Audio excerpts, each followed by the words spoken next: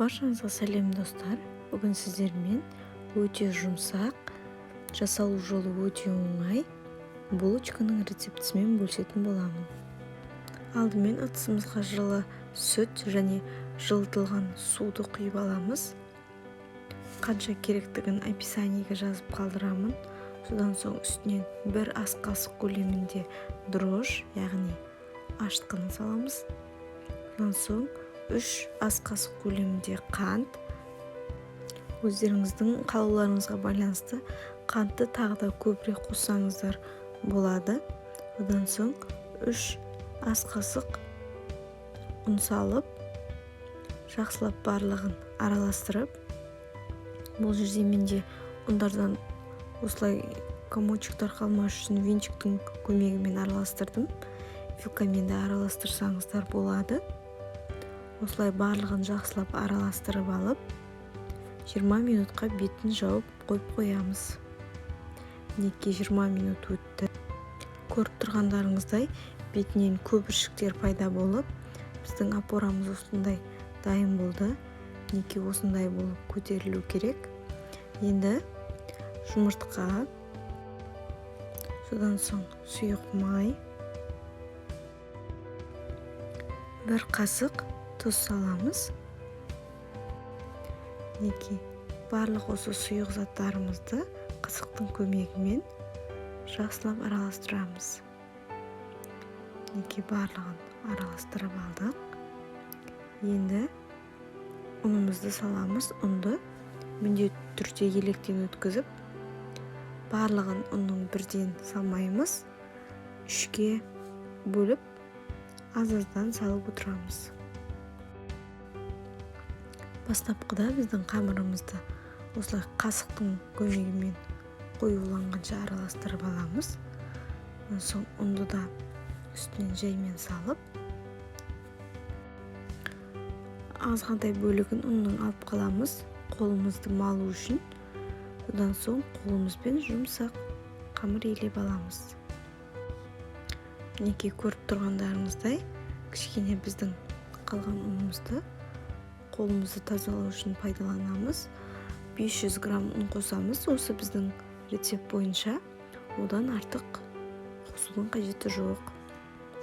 Егер де сізге бұдан да көбірек булочкалар керек болатын болса, описаниеде жазылған рецепті 2-ге көбейтіп жасасаңыздар болады. Дәл сондай, бірақ көбірек булочкалар шығады. Неке біздің қамырымыз дайын болды. Енді бетін тағы да осылай пищевой пленкамен жауып, жарты сағатқа көтерілгенше қойып қоямыз. Неке біздің қамырымыз көтерілді.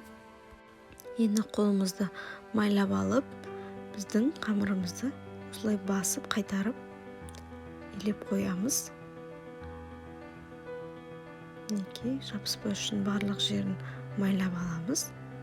Тағы да бетін пищевой пленкамен жауып, тағы да 15-20 минутқа қойып қоямыз. Біздің қамырымыз көтеріліп дайын болды. Енді қолымызды майлап алып, противенге де осылай пергамент қағазын төсесеңіздер болады, немесе осылай май жағып жасай берсеңіздер де болады. Енді неке мен сіздерге өте оңай булочканың бүгу жолымен көрсетемін. Осылай жасасаңыздар болады, өте оңай. Тағы да айта кететіні, осы описаниеде жазылған рецепт бойынша 12-15-ге бөліп, осылай булочкалар жасасаңыздар болады. Орташа барлығына ыңғайлы булочкалар шығады. Мен қазір өзімізге дайындағандықтан өте үлкен етіп жасадым. 9 дана шықты, яғни.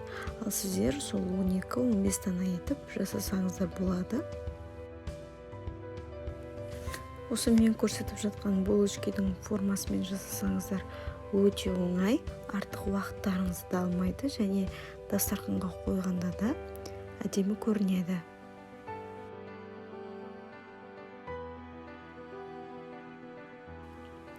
Неке барлық булочкаларды жасап болғаннан соң, тағы да бетін жауып, 15-20 минутка көтерилгенче коюп коябыз. Неке биздин булочкаларыбыз көтерилди. Енді жұмыртқаның сарысын барлық жеріне тигізіп жағып шығамыз. Содан соң 180 градус қызып тұрған пешке 25-30 минутқа қойып пісіріп аламыз. Өздеріңіздің қалауларыңызға байланысты бетіне мак сепсеңіздер де болады.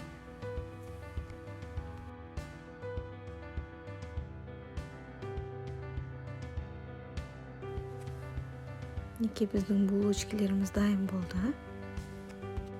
Неке көріп тұрғандарыңыздай өте жұмсақ, үлпілдек болып біздің булочкаларымыз пісіп шықты. Қазір сіздерге ортасын кесіп көрсетемін. Достар, міндетті түрде жасап көріңіздер. Неке ортасы барлығы біркелкі болып пісіп шықты. Егер де сіздерге ұнаса, менің каналыма жазылып, лайк басып, кез келген комментарий қалдырсаңыздар болады. Аз болсын.